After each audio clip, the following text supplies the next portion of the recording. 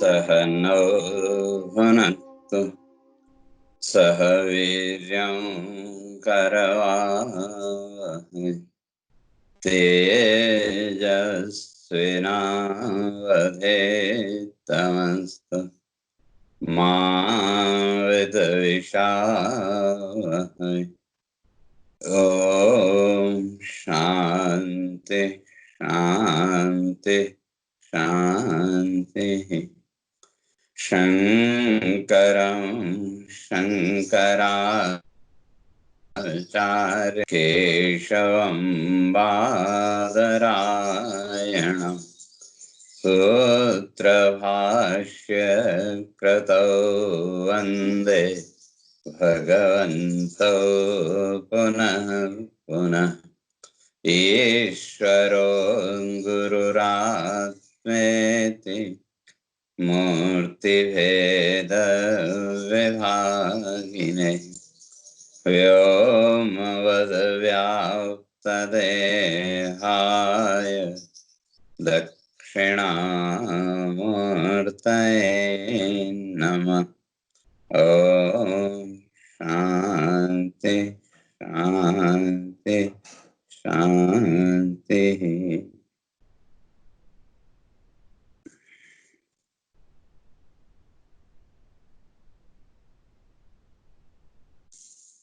दो विचार चल रहा था। भगवान अर्जुन को समझाते हुए इस बात को स्पष्ट करके आए थे कि जो आत्म तत्व है, जो आत्म सत्ता है, यूं कह लें यह स्वयं की सत्ता, हमारे अपने होने का जो अनुभव, उस अनुभव में कभी कोई परिवर्तन संभव ही नहीं। और जो शरीर आदि हैं, शरीर आदि तो नाशवान है, तो ये तो समय के साथ शरीर आदि में परिवर्तन, चेंज देखने को हमको मिलता है। तो अब दो चीजें हो गई,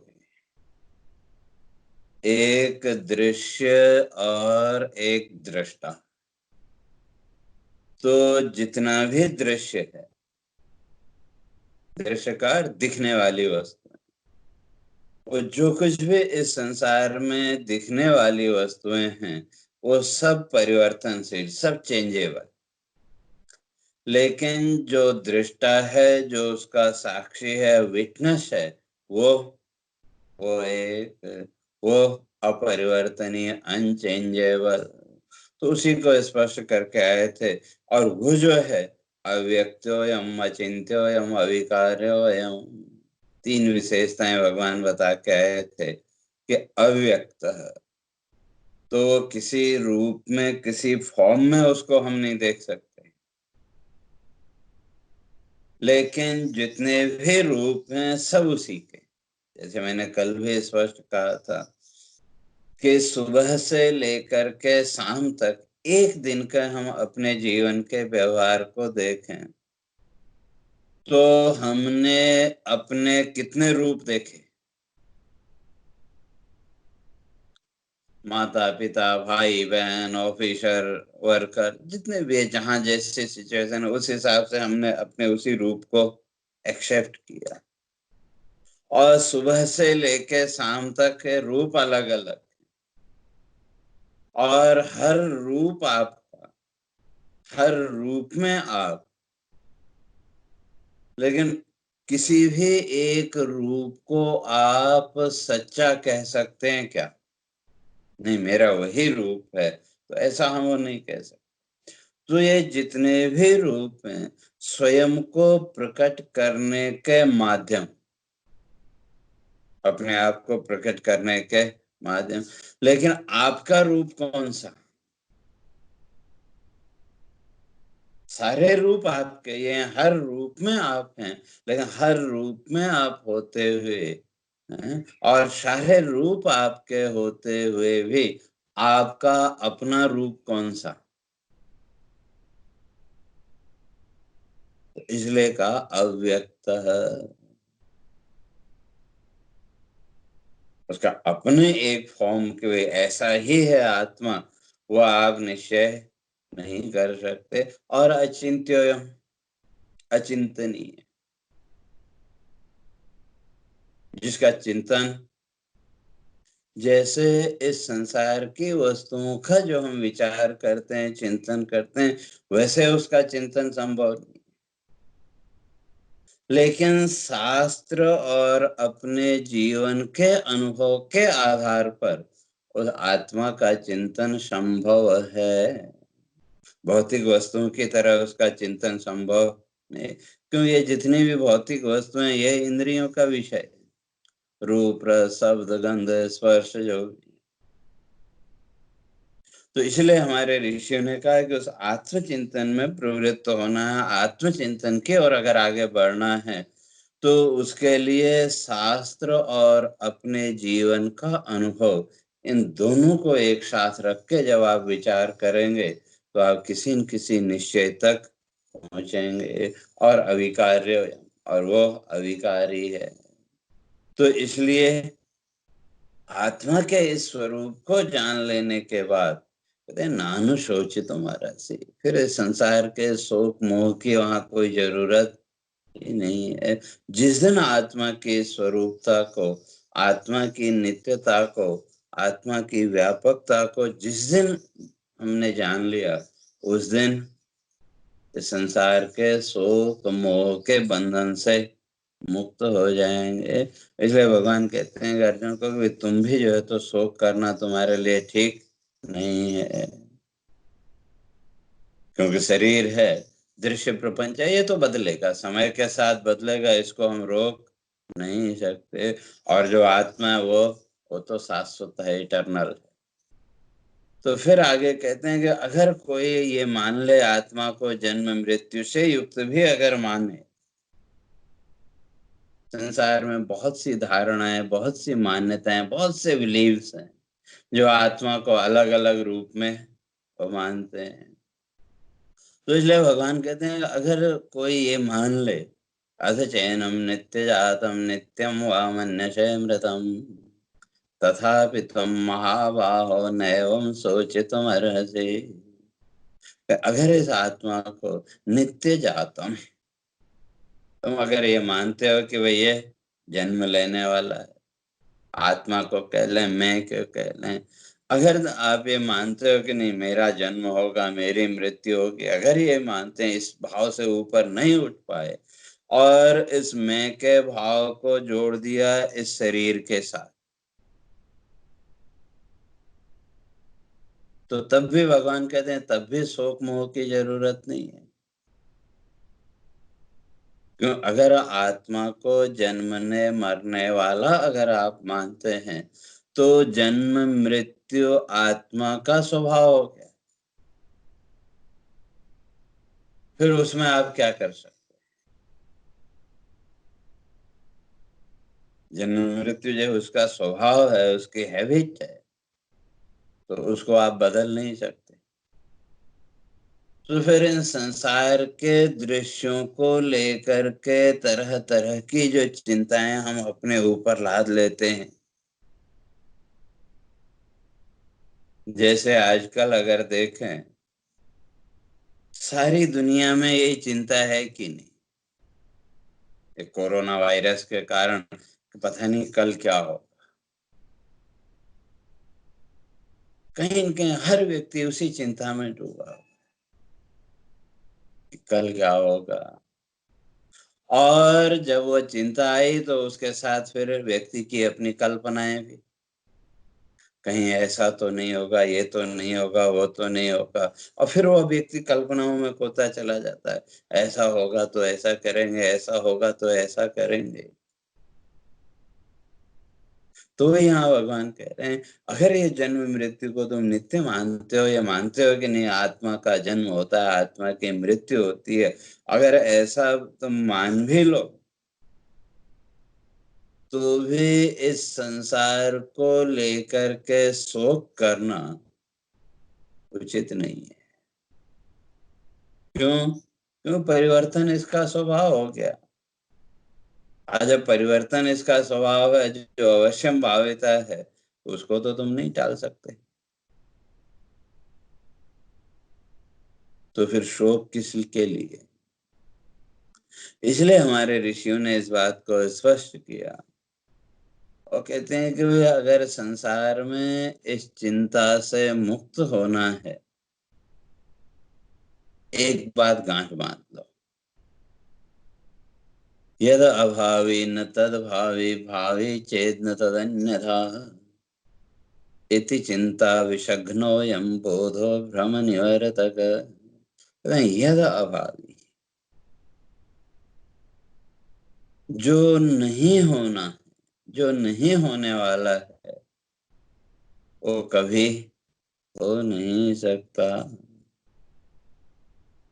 भावी चेद न तदन्यथा, जो अवश्यम भाविता है, जो होना है, उसको आप टाल नहीं सकते। तो यहाँ भगवान भी वही कह रहे हैं कि आत्मा को अगर तुम जन्मने मरने वाला मानते हो, तो फिर जन्म मृत्यु तो उसका स्वभाव मानना पड़ेगा।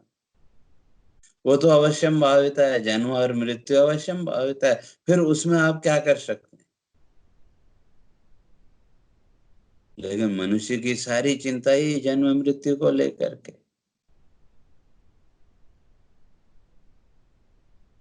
तो इसलिए ऋषि कहते हैं कि यह भावी न तद भावी, भावी चेत न तदन्यथा, कि जो होना है उसको कोई टाल नहीं सकता, और जो नहीं होना है उसको कोई कर नहीं सकता।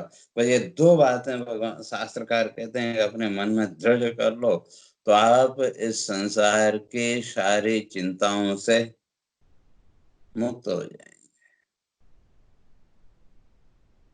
लेकिन मनुष्य की कोशिश क्या है?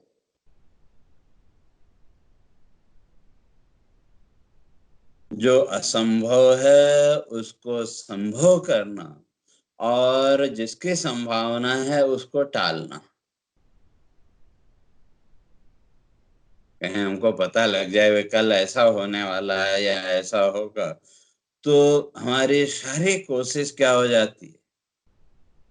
अगर वो कल की घटनाएं हमारी कल्पना के अनुरूप नहीं है, तो उसको टालने की कोशिश। और अगर हमारे मन की कल्पनाओं के अनुरूप है, तो उसको बढ़ाने की कोशिश, उसको व्यवस्थित करने की कोशिश। लेकिन ये कोशिशें कितनी सफल हुई आज तक? इसलिए शास्त्रकार कहते हैं कि जो अवश्यंभाविता है, उसको टालना संभव नहीं। अगर जन्म मृत्यु स्वभाव मान लेते हो आत्मा का, तो फिर उस जन्म मृत्यु को तो आप टाल नहीं सकते। वो तो प्रकृति की एक प्रक्रिया होगी, वो तो चलेगी अपने समय के साथ। तो दोनों ही अवस्थाओं में शोक करना उचित नहीं है। क्यों? जो ज्ञानी है, जो तत्वज्ञ है, जिसने उस आत्मा के स्वरूप को जान लिया, तो उसके लिए तो शास्त्र कहता है तरत शोकम आत्मवेद। वो जो आत्मवेदता है, वो तो इस संसार के शोक मोह के बंधन से ऊपर उठ जाता है, मुक्त हो जाता है। उसके यहाँ पे किसी प्रकार का कोई शोक मोह है नहीं, और उस लेवल तक नहीं पहुंचे। साधना कर रहे हैं, लेकिन अभी उस आत्म भाव तक, आत्मवेदता की स्थिति तक नहीं पहुंचे। आत्मा का पूर्ण रूप से साक्षात्कार अभी नहीं हुआ, और अभी कहीं न कहीं इस संसार भाव में हम बंधे हुए हैं। और संसार भाव का अर्थ वही मैं मेरा, उसमें अभी तक बंधे हुए हैं। तो तब भी भगवान कहते हैं, तब भी वहां शोक करना उचित नहीं है। क्यों? आगे शास्त्रकार कहते हैं, अवश्यम भावी भावानां प्रतिकारो भवेद् यदि न दुःखेन लिप्येरन्नलराम युधिष्ठिर। जो अवश्यम भाविता है, जो होना निश्चित है, उसको बदलना अगर संभव होता,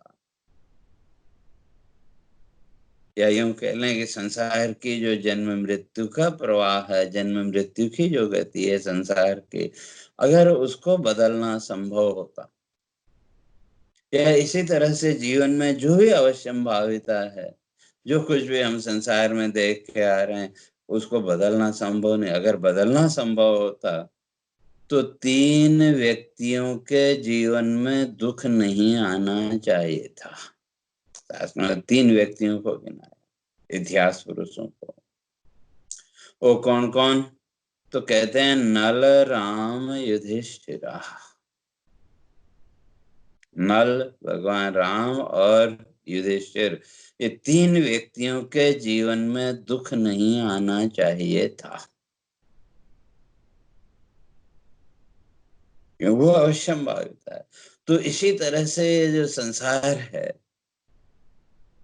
अब चाहे संसार के दृश्यों की बात करें, या इन दृश्यों के साथ जब आपने आत्मा को जोड़ लिया, तो शरीर की मृत्यु, शरीर के जन्म को ही अपना जन्म और मृत्यु मान लिया,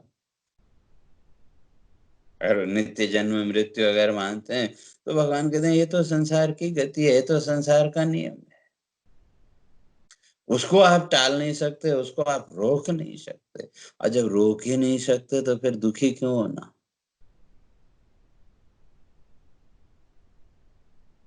और वो किसी के लिए भी संभव नहीं है। यहाँ तक कि जिसको हम ईश्वर कहते हैं, वो ही इसी नियम में बंधा हुआ है। अगर वो पृथ्वी पर आया तो यहाँ के नियम में तो उसको भी बांधना पड़ा। उसके अंदर सामर्थ्य है, वो अपने संकल्प मात्र से सब कुछ कर सकता है, लेकिन नहीं। तो इसलिए महर्षि कहते हैं कि वे 3 व्यक्तियों के जीवन में दुख नहीं आना चाहिए था। अगर इस संसार की अवश्यंभाविता, इस संसार के इस परिवर्तन को रोकना संभव होता, ये जो जन्म मृत्यु का प्रवाह है संसार का, अगर इसको बदलना या रोकना संभव होता, तो 3 व्यक्तियों के जीवन में दुख नहीं आना चाहिए था। तो कौन कौन? तो कहा नल, राम, युधिष्ठिरा। सबसे पहले नल। नल दमयंती की कथा महाभारत में आती है। अब आजकल तो आपको इंटरनेट पे भी वो कथा मिल जाएगी पूरी ऑनलाइन। तो राजा नल था, मैं ब्रीफ में संक्षेप में बता देता हूँ, विस्तार से नेट पर आप देख सकते हैं। तो अपने समय का वो बहुत प्रसिद्ध राजा था नल, और उस नल की 3 विशेषताएं थी। शास्त्रकार कहते हैं कि वे उस समय उससे ज्यादा सुंदर पुरुष और कोई था ही नहीं इस पृथ्वी में, सौंदर्य की एक मूर्ति थी। और दूसरा पाक शास्त्र, भोजन बनाने की कला, उसके जैसा भोजन कोई बना नहीं सकता था। और तीसरा,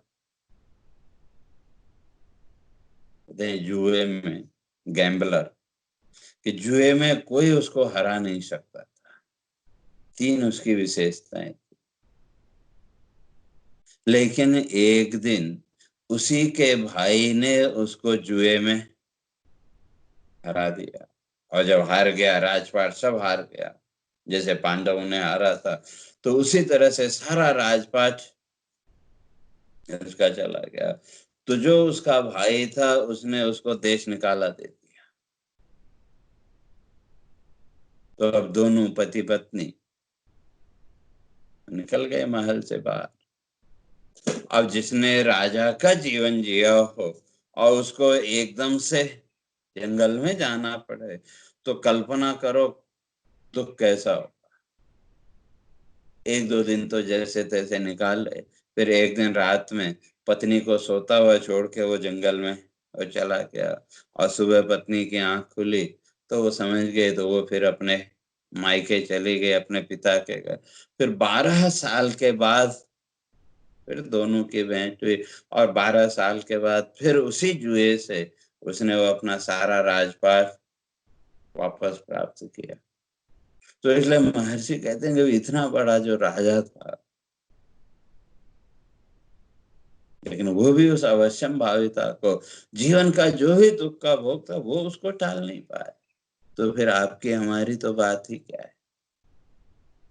और दूसरा कहते हैं राम, भगवान राम के जीवन को अगर हम देखें,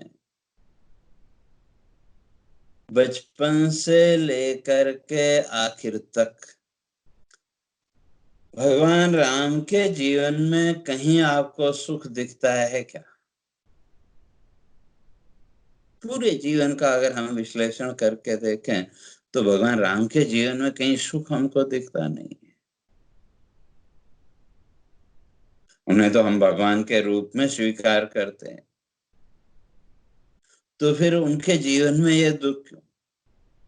जिसे हम ईश्वर के रूप में स्वीकार करते हैं, उसके अंदर सामर्थ्य है।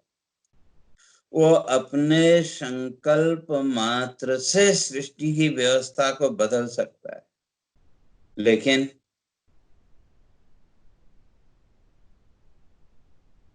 हर जगह की एक व्यवस्था है, एक नियम है। तो क्या बोलते हैं आजकल, प्रोटोकॉल। कोई भी राष्ट्राध्यक्ष या कोई भी बड़ा ऑफिसर एक देश से दूसरे देश में जब गया, तो वहां के प्रोटोकॉल के हिसाब से उसको चलना पड़ता है कि नहीं? उसके पास पावर है, सामर्थ्य है, सब कुछ है, लेकिन फिर भी वो जो प्रोटोकॉल है उसी के अनुसार चलना पड़ेगा। तो इसी तरह से अगर ईश्वर भी इस पृथ्वी पर रूप धारण करके आ जाए, तो उसको भी यहाँ के प्रोटोकॉल के हिसाब से ही, यहाँ की व्यवस्था के हिसाब से ही और चलना पड़ेगा। तो यही बताने के लिए कि भी इस संसार में जो भी प्राणी आया,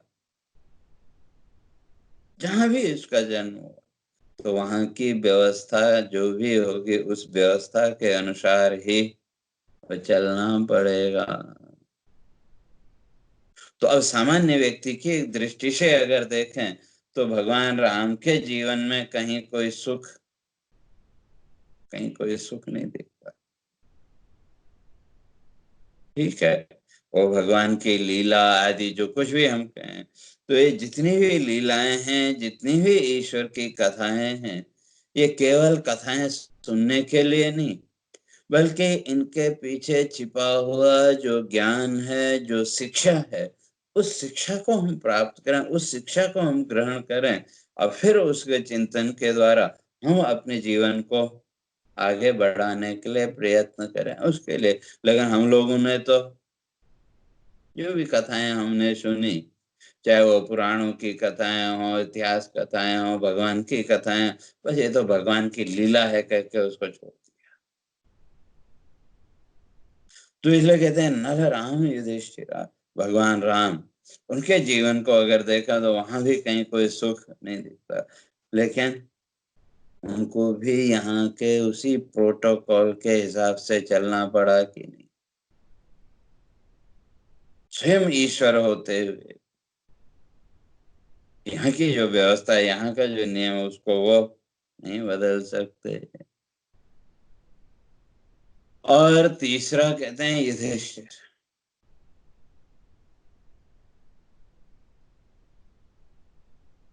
तो युधिष्ठिर को देखो तो धर्मराज को कहा जाता है, और बहुत से शास्त्रकार, बहुत सी कथाएं तो युधिष्ठिर को यमराज का अवतार भी मानते हैं, धर्मराज को मानते हैं।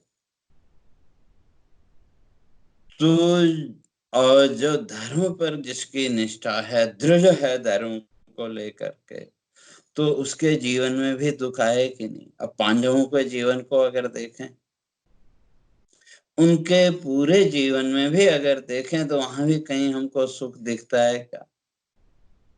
बचपन से लेकर के आखिर, और वहां तो भगवान उनके साथ खड़े हैं। भगवान श्री कृष्ण हर समय पांडवों के साथ में हैं कि नहीं? हर समय पांडवों के साथ, लेकिन फिर भी उनको दुख से बचाया क्या? क्योंकि जो जिसके जीवन का सुख दुख का भोग है वो तो उसको भोगना पड़ेगा। ठीक है, उनको समय समय पर समझाते रहे, उनको मार्ग दिखाते रहे, लेकिन सुख और दुख वो तो हमारा भोग है, व्यक्ति का भोग। और हम लोग तो थोड़ी सी पूजा अर्चना की, थोड़े सा वो किया तो भगवान से क्या मांगते हैं? भगवान हमारे जीवन में दुख नहीं आए, सुख आए लेकिन दुख नहीं आए। लेकिन जो हमारे जीवन का सुख दुख का भोग है वो तो हमको पूरा करना ही पड़ेगा। तो कहने का अर्थ ये, अगर उस आत्मा को जन्मने मरने वाला भी अगर मान लेते हो तो भी भगवान कहते हैं तब भी फिर वहां शोक के लिए स्थान नहीं, क्यों? वो तो उसकी नियति है, वो उसका नेचर। वो तो फिर जन्म और मृत्यु का जो प्रवाह है वो उसका नेचर बन जाएगा। तो फिर वो जन्म मृत्यु जब होना ही है तो फिर हाय इसका क्या होगा, उसका क्या होगा, ये दुनिया भर का बोझा अपने सिर पर किस लिए डालना है? वास्तव में हम सामने वाले के लिए चिंतित नहीं, हम चिंतित होते हैं हमारी अपनी कल्पनाओं के लिए। जो कल्पनाएं, जो एक्सपेक्टेशन हमने सामने वाले व्यक्ति के साथ जोड़ के रखी थी,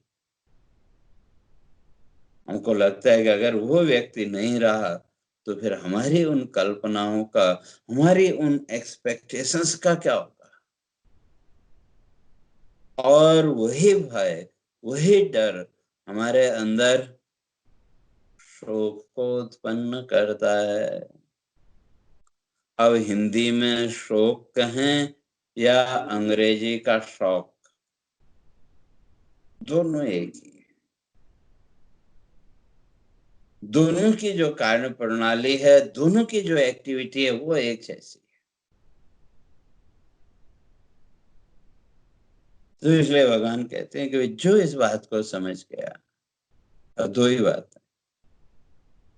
एक, आत्मा की नित्यता को जिसने जान लिया, अब फिर उसके जीवन में भी चिंताओं के लिए, शोक के लिए कोई स्थान नहीं है। और उस आत्मा की नित्यता के ज्ञान तक वो अभी नहीं पहुंचा, उस बोध तक नहीं पहुंचा। और अगर वो जन्म मृत्यु ही अगर उस आत्मा की मान रहा है, अगर उस आत्मा की जन्म मृत्यु भी अगर आपने माना, तो वो जन्म मृत्यु तो वो तो नियति है, वो एक नेचर है, तो वो तो होगा ही होगा, तो वो तो होना ही है। तो जब जो होना ही है तो कहते हैं उसके लिए फिर चिंता किस बात की? तो इसलिए दोनों ही अवस्थाओं में थोड़ा सा विचार करके देखें कि भाई ठीक है, आत्मज्ञान तक, आत्मबोध तक हम नहीं पहुंचे और हमारे पास जीवन में कोई भी चिंता आई, कोई भी समस्या आई, तो हमने एक बड़ा सरल सॉल्यूशन ढूंढ के रखा है। हम तो अज्ञानी हैं। कभी कोई चिंता आई, शोक मोह की स्थिति जीवन में आई और उस समय कोई हमको समझाए भी या खुद भी, तो हमने एक बात पकड़ के रखी, नहीं हम तो अज्ञानी हैं। और जब अज्ञानी हैं तो भाई शोक मोह तो आएगा। ये तो वैज्ञानियों का काम है कि संसार के शोक मोह से वो ऊपर उठ जाए। ये एक धारणा हमने अपनी, एक बिलीफ हमने अपनी बना के रखी है। लेकिन इसका बाद का हमने विचार नहीं किया, ठीक है हम आत्मज्ञान की स्थिति तक नहीं पहुंचे, कोई बात नहीं। ठीक है, कहीं न कहीं इस संसार भाव के साथ हम जुड़े हुए हैं। तो भगवान वही तो कह रहे हैं, संसार भाव के साथ जुड़े हुए हैं, अभी आत्मज्ञान की स्थिति तक नहीं पहुंचे, कोई बात नहीं। लेकिन ये संसार के सारे दृश्य, संसार का सारा कुछ जिसको भी हमने अपना मान रखा है और जिन पदार्थों के साथ हमने तरह तरह की अपनी एक्सपेक्टेशंस जोड़ के रखी हैं, तो ये संसार के जितने भी पदार्थ हैं, जितनी भी वस्तुएं, इनका स्वभाव है नष्ट होना। और अगर जन्म मृत्यु मानते हो तो इसका जन्म भी होगा और मृत्यु भी होगी। तो ये तो प्रकृति का नियम है। तो फिर हाय उसका क्या होगा? या जिसके साथ बहुत ज्यादा हमने एक्सपेक्टेशंस अपनी जोड़ के रखी हैं कि वो नहीं रहा तो मेरा क्या होगा, हैं? और मैं नहीं रहा तो उसका क्या होगा? ये तरह तरह की जो कल्पनाएं हम अपने ऊपर, इन सारी कल्पनाओं का बोझा जो लाद के रखते हैं, तो उसके कारण फिर इसी शोक के बंधन में बनते चले जाते हैं। तो भगवान कहते हैं ठीक है, उस ज्ञान की स्थिति तक नहीं पहुंचे कोई बात नहीं, लेकिन थोड़ा सा अगर विचार करें तो व्यक्ति इस संसार के शोक मोह के बंधन से ऊपर उठ सकता है। क्योंकि इस संसार का अगर जन्म मृत्यु अगर मानते हैं तो ये तो चलता रहेगा। तो शरीर जो अभी है तो फिर आगे भी होगा। तो इसलिए नानुशोचितुम अर्हसि, भगवान कहते हैं इस बात का विचार करो तो इससे क्या निश्चय होगा कि शोक करना उचित नहीं है। अर्थात ये संसार की चिंताओं का बोझा अपने ऊपर लादना ये उचित नहीं है। क्यों, जो होना है वो होगा, उसको हम टाल नहीं सकते। और जो नहीं होना है उसकी तरह तरह की कल्पनाओं से भी कुछ होने वाला नहीं। जो नहीं होना है वो नहीं होगा, तो फिर उसके लिए तरह तरह की कल्पनाएं क्यों? और हमारे मनुष्य जीवन की स्थिति यही है, जो अवश्यम भाविता है उसको टालने की कोशिश, और जो असंभाविता है, जो नहीं होना है, उसको बनाने की कोशिश। पूरा जीवन हम यही कोशिश करते रहे। तो इसी बात को भगवान आगे और स्पष्ट करते हैं कि जातस्य हि ध्रुवो मृत्यु ध्रुवम जन्म मृतस्य च तस्माद् अपरिहार्यर्थे तुम शोचितुम अर्हसि। उसी को आगे भगवान कहते हैं कि जातस्य हि ध्रुवो मृत्यु, अगर जन्म मृत्यु आप मानते हैं तो जिसका जन्म हुआ उसकी मृत्यु निश्चित है, और जब मृत्यु हुई तो फिर जन्म होगा। तो ये सर्कल तो चलता रहेगा। तो इसलिए ये अपरिहार्य अर्थ है, इसको आप टाल नहीं सकते, इसको आप मोड़ नहीं सकते, और जिसमें आप कुछ कर ही नहीं सकते तो फिर उसका बोझा अपने ऊपर क्यों लाते हैं? इसलिए भगवान कहते हैं न तुम शोचितुम अर्हसि, तो उसके लिए भी शोक करना और चिंता करना वो उचित नहीं है। तो क्यों? तो इसकी चर्चा जन्म और मृत्यु की जो प्रक्रिया, तो इसकी चर्चा मैं सोचता हूँ अपने फिर कल करेंगे। हरि ओम। पूर्णमदः पूर्णमिदं पूर्णात् पूर्णमुदच्यते पूर्णस्य पूर्णमादाय पूर्णमेवावशिष्यते। ओम शांति शांति शांति। शंकरं शंकराचार्यं केशवं बादरायणं सूत्रभाष्य कृतौ वन्दे भगवन्तौ पुनः पुनः। ईश्वरो गुरुरात्मेति मूर्तिभेदविभागिने व्योमवद्व्याप्तदेहाय दक्षिणामूर्तये नमः। ओम शांति शांति शांति।